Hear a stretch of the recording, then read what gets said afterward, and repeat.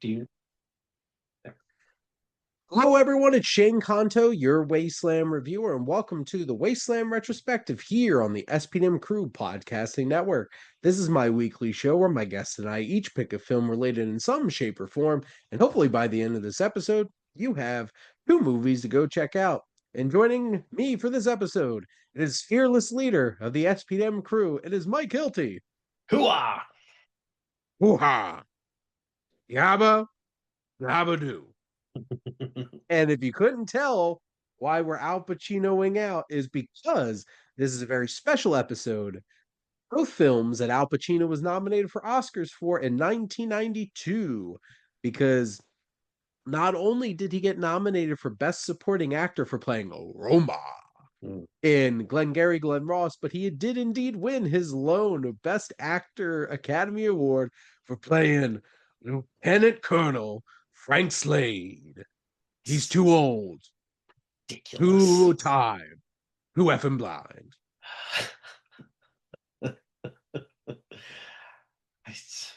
Plus, also in my defense, I also picked this because I wanted to pick a movie with a Thanksgiving flair to it, and Yeah. Scent of a Woman is And as there close is a Thanksgiving. as we're gonna get to like a legit Thanksgiving movie ish.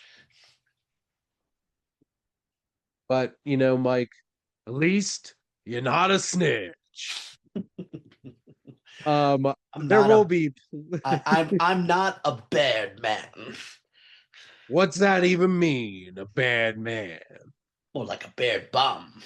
It's like I would take I would take a flamethrower to this place. I could go on forever.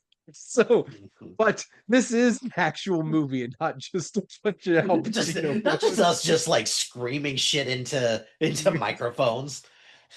So, Scent of a Woman came out in 1992, directed by Geely director Martin Brest. Yeah, okay. Well, back when he was still making good movies and not Geely.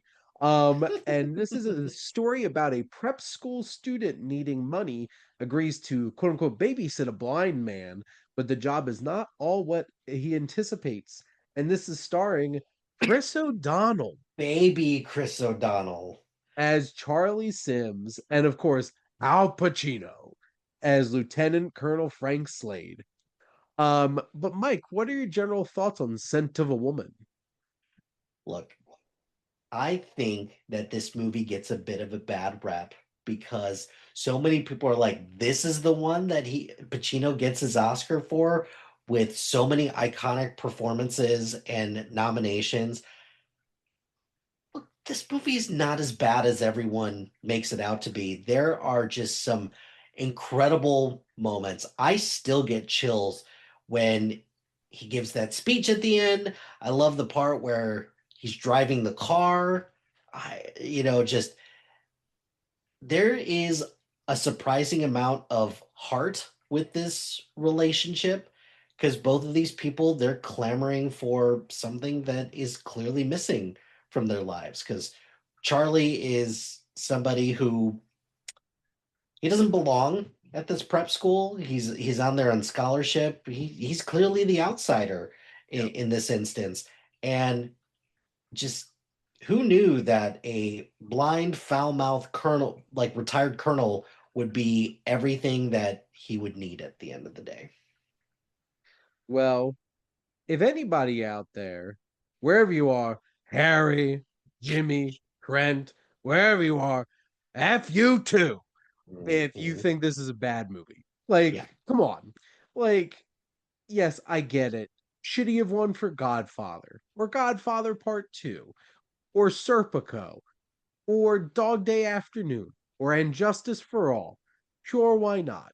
But that does not take away from the fact that this is a heartwarming, moving drama.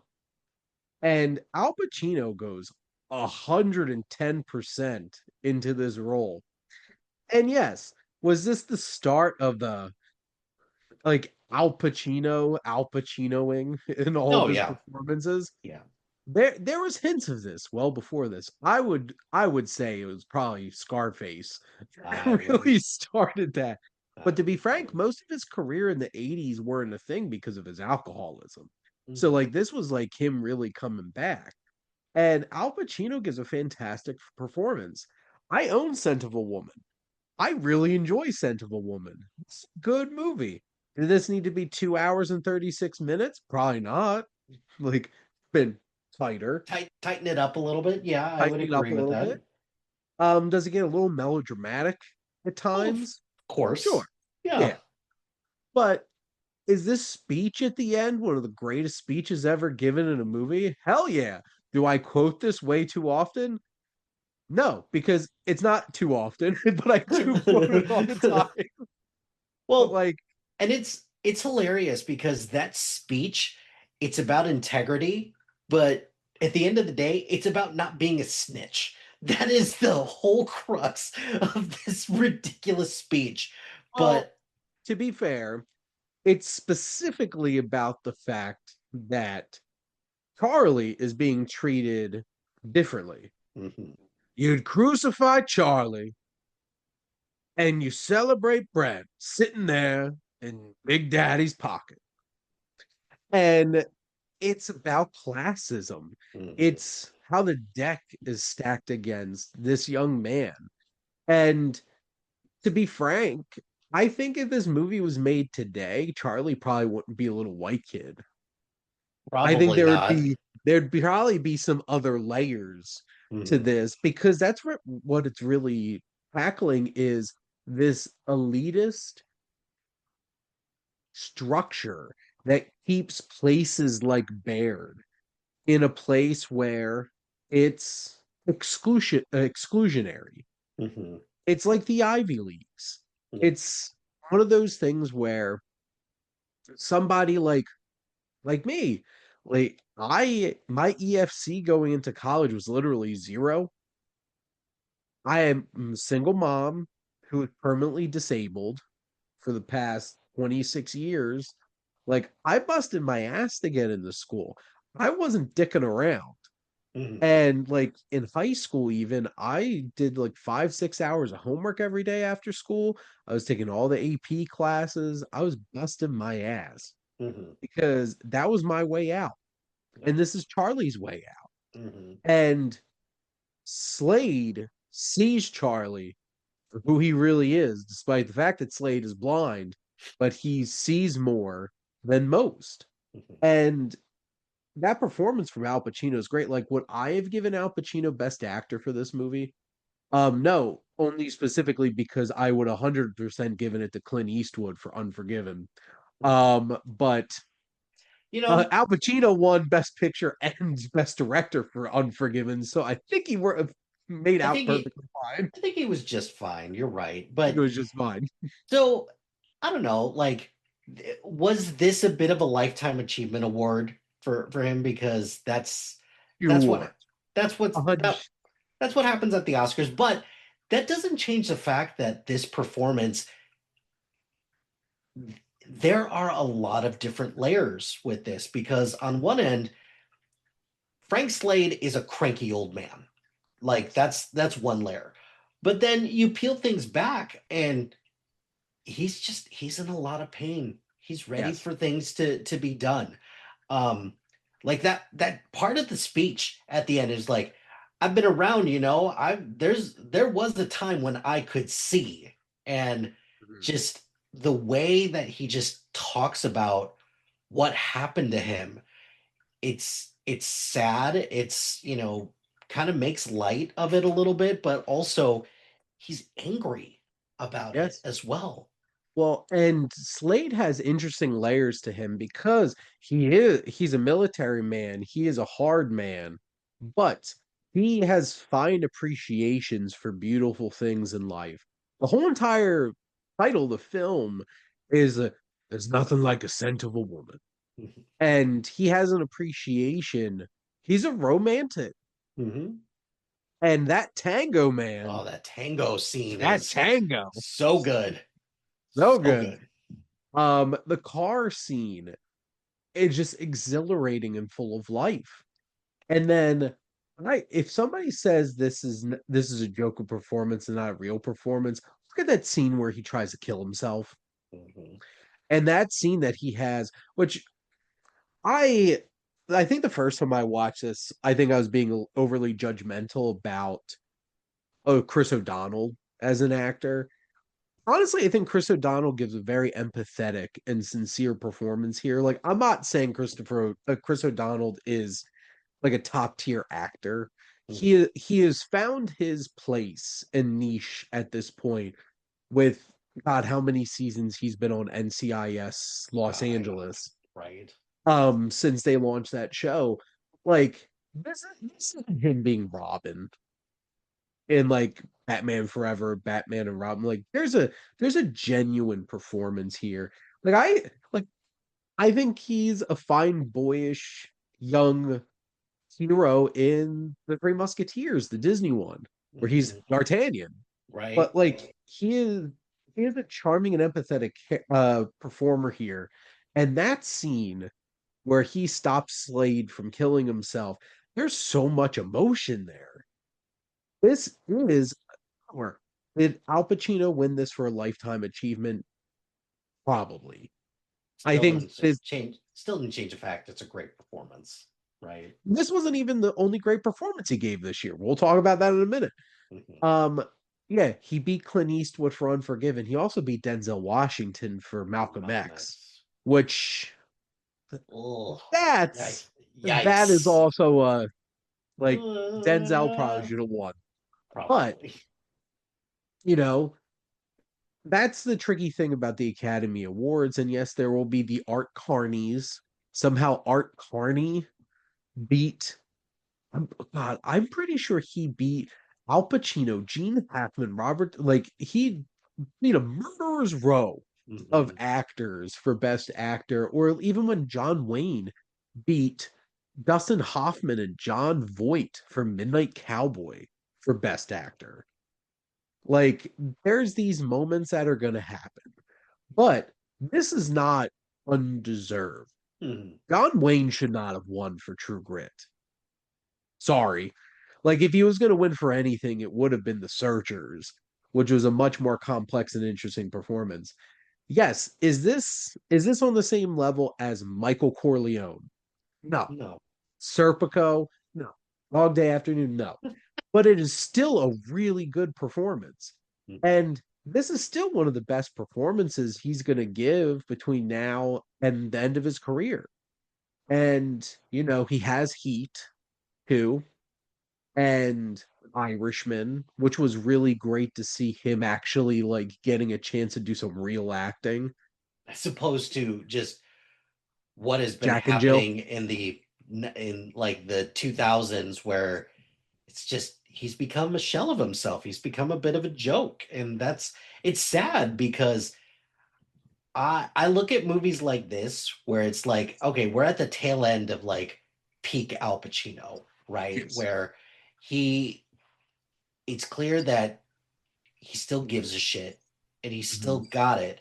And there have been plenty of moments where it's that over like in the 2000s where it's like, okay, you've still got it. You just can't consistently do it because the script is not good enough, or but there's still something in there. And this I feel like this part was just like tailor-made for him. Well, and luckily over the course of a couple years recently, we've got to see like I did not watch Paterno, that HBO film where he played Joe Paterno. I've heard really good things about that. I really liked him in Once Upon a Time in Hollywood. It was a much smaller role, but he's great in The Irishman. He is actually really good in House of Gucci, despite the fact that like that movie is a freaking hot mess. Hmm. Um, and I will one of the last really great performances he gave. I don't know if you've ever heard of Danny Collins. Hmm. He's really good in that. Yeah. And he didn't need to be. He's basically just playing an older Neil Diamond type Hmm. Yeah. because it's not Sweet Caroline, it's hey baby doll, what's going on?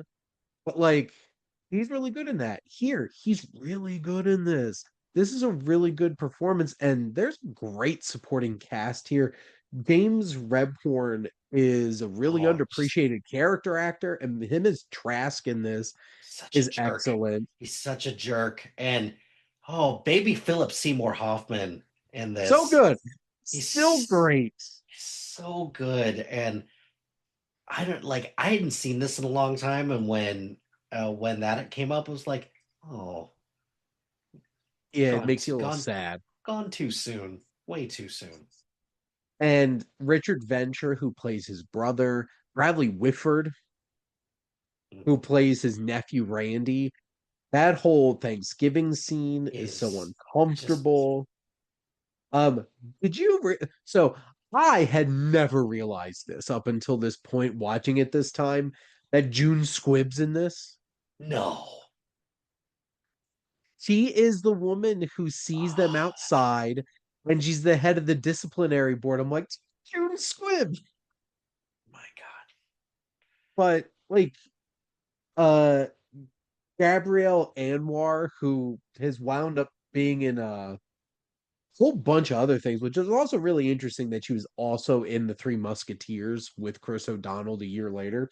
Hmm. But that her as Donna, that young woman that he tangos with, like that's a really great dynamic.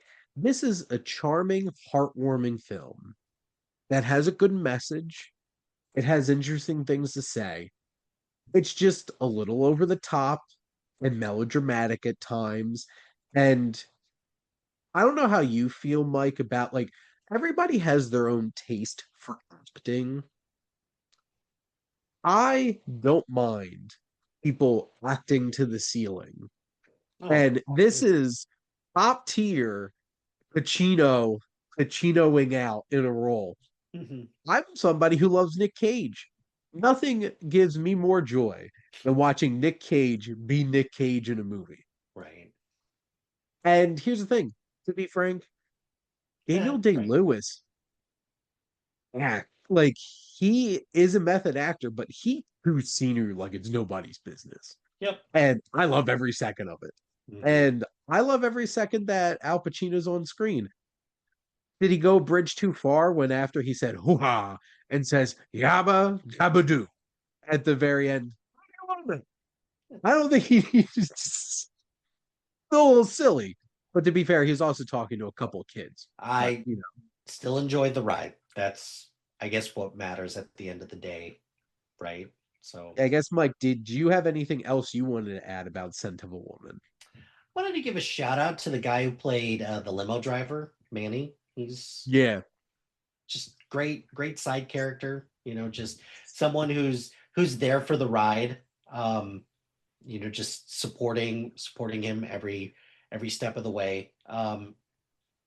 Like I do kind of tend to agree with you on Chris O'Donnell that you know, he's young, so like I'm assuming that going toe to toe with Al Pacino was probably not the easiest thing to do. So the fact that he, for the most part, held his own just fine. Um, Good for you, man. I'm sure that's going to be something that you look back on and be like, I was Robin, and I went and I did 20 seasons with LL Cool J of NCIS, and I got to be on screen with Al Pacino for a long time. Those have got to be yeah, some of the highlights. absolutely for sure. But Al Pacino did get nominated for another film this same year, What an and that embarrassment is of riches, right? Like, how could. Roma.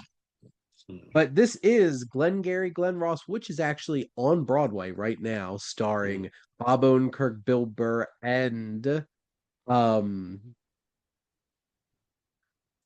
Kieran Culkin. So Jesus. yeah, Like, I really want to see it. This was directed by James Foley, written by David Mamet, who wrote the actual play Glengarry Glen Ross, which I read recently. hmm, This is starring Jack Lemmon, Al Pacino, Alec Baldwin, Alan Arkin, Ed Harris, Kevin Spacey, Jonathan Price. This movie is stacked. with talent. And this is an examination of the machinations between the behind the scenes at a real estate office. So I just want to say that I rewatched this recently because I showed this for business movie night Mm, for my event this semester, and I had 28 students show up, nice. watch this movie and discuss, and all those little Zoomers looked real uncomfortable sitting Hmm. through this movie because this is not an easy watch. But No. Mike, what were your general thoughts on Glengarry Glen Ross? I've worked in sales for the better part of my, career. Hmm. And I've I've sold I've sold tech equipment, I've sold, you know, hope at the American Cancer Society. I I've sold ingredients and I now sell vanilla extract. A lot of these lessons are hard sales tactics that people get taught still to this day. And it's kind of crazy because you don't realize how like iconic this movie is until like you sit down and watch it again like now and be like, oh, that's who this character in The Simpsons is based on. Oh, that's where Coffee for Closers is from. Oh, I get it now.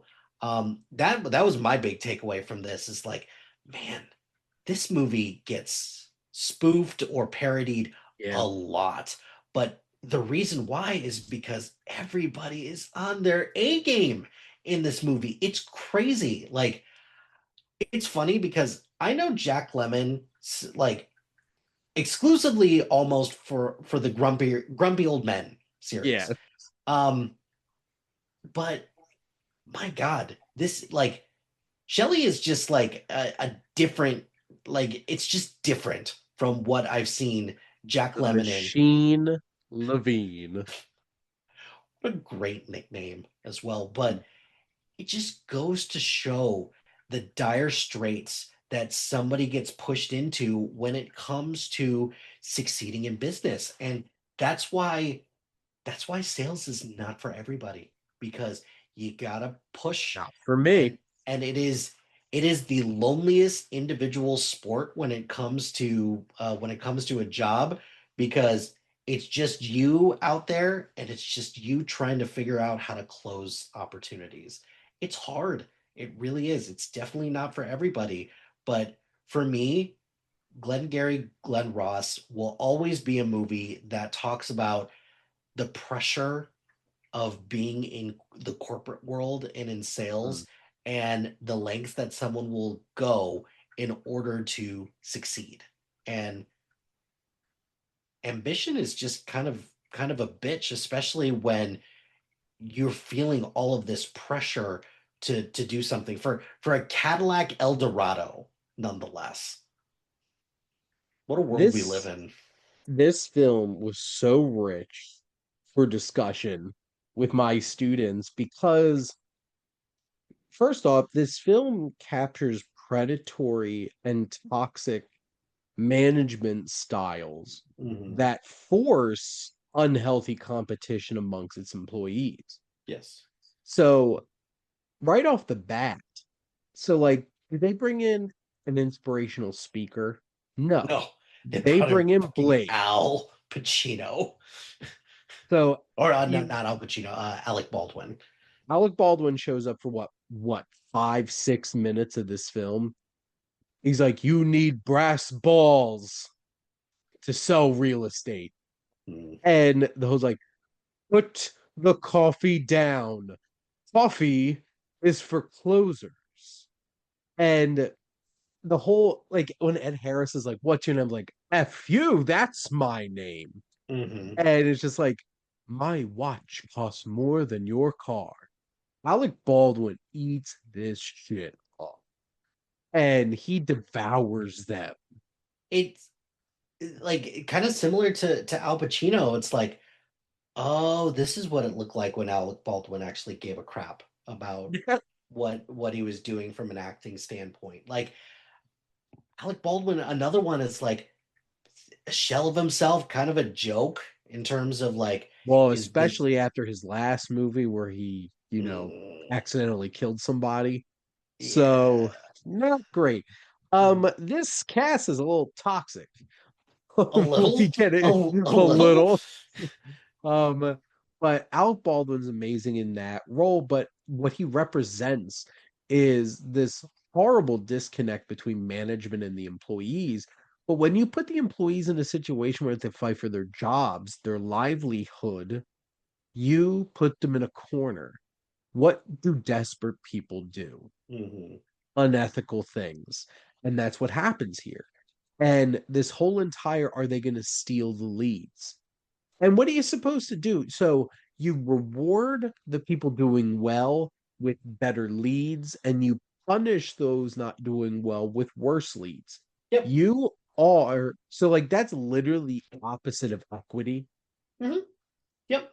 because equality and equity are very distinct things. Equity is the idea that you give each person what they need Mhm. to be successful. Here, you are literally doing the opposite. You're only giving people that are already successful the tools to be successful. And it's messed up. And it pushes Ed Harris to Moss trying to get somebody specifically Aaron now, Alan Arkin, to, steal the leads. And the twist with who really stole the leads. That was excellent Mhm. how that's executed in this film because this is a sharply well structured written play and screenplay by David Mamet. Mamet is so interesting because he has gone so far to like MAGA territory at this point in his life, but you can tell this is a play written by a man for men. They talk like men. They all are toxic in that toxic masculinity kind of way. They're also not good people. Look, Ricky Roma, Al Pacino Mhm. might be the best salesman. He's dropping racial slurs Oh yeah. Mm. left and right about the Chinese restaurant. Then the amount of gay slurs that are dropped in this film, it's Mhm. uncomfortable. And the important thing to understand is none of them are good people. You're No. not supposed to root for them as good people getting behind them. I think by far the closest is George Aronow, Alan Arkin's character. Because at the end of the day, does he do anything bad? No. But No. And it's interesting, he's the last one selling at the end. yeah. It's the very last shot. And Roma is a piece of crap because he's a racist, and the horrible things that he does to Jonathan Price's character. Oh, to get to close Do that. you Yeah. think he commits suicide? Because I do. I'm very dire straits when he gets to the office and be like, I need my money back Yeah, because my wife is saying stuff and it's I. predatory. Mhm. And he wants to team up with Jelly when he thinks Jelly's a winner. Oh yeah. Yeah, And you're. it's very obvious. He starts buttering him up. Mhm. Yeah. It's crazy to think also because Shelley, when you first meet him, it's like you're a smooth talker. That's it. But he kind of just represents this like older school method of selling when it's all about just like charm, buttering him up, and then Roma represents the pressure cooker that is high stakes, high value, high commission sales, where you will do literally anything to close a sale. Where he will like talking about having sex with a woman. Mm, Like that was like, what the hell is this man talking about to this potential client? yeah. Um, and Shelley is so slimy. He Everything out of his mouth is a lie. Hmm. And the whole pretending to be on the call and like having this highfalutin kind of presence about himself to try to sell to others so they'll take him seriously and buy from him. Yeah. It's all part of the game. And then Don Williamson, their manager, Kevin Spacey, is a slimy piece of crap. It's it's funny because I tried not to be like art imitating life, because this guy just lords over these people and withholds something that's going to like help them at the end of the day. Like, it's hilarious to me that like leads came on like index cards once upon a Yes. time, but at, and also they're right. Leads cost a ton of money. They do, because it gives people a strategic advantage. Um, because you see the moral bankruptcy that John has throughout the course of this movie, because he hears out Shelley with when he's like, "Hey, I got a proposition for you. Like, let's, you give me a lead, I'll throw you some money. I'll give you like 20% of my earnings." And then he's like, "Nope, I want that, and I want an upfront cost." Yeah. It's like, ah, you are straight up taking advantage of people. And Al Pacino said it the best at the end, is like, "Aren't you supposed to be helping us? Like, Yeah. what's up with this?" The the fact that Kevin Spacey's character is the way that he is, where specifically like, you never open your mouth until you know what the shot is. Because Williamson doesn't know what they do. He has no idea what they do. And Roma calls him out on it. It's one of those things where, like, I'm just looking up some of these quotes and stuff like that. Because, like, God, the dialogue in this is incredible, despite the fact filled with a whole bunch of slurs and F words and stuff like that. But, like, it's so sharp. Mhm. And Mammoth's pacing and structure, because this is what, two acts, the night before And the night and then the morning after. And the morning after you don't expect to last as long as it does, but he, like, it smoothly keeps going and ratcheting up this tension. I don't know much about James Foley as a filmmaker. Oh my, it looks like James Foley directed some of the 50 Shades movies. boy, But what like, what range? what range? But like, he really makes a tight film, and the way that the camera moves in this film is really impressive. Juan Ruiz Anchia is the cinematographer, and just the way that the camera moves within the space that keeps the momentum going, because this is a play. And then you have composer James Newton Howard, Mm, amazing composer. That jazzy score just gives this personality. It's raining. You got that jazz playing, and it just has that feel to it. This is such a sleek, stylish film, mhm. and an incredible cast. Yeah, The whole ensemble is incredible. This, if you want to help people learn more about business and how not to manage people, this is this is an amazing example of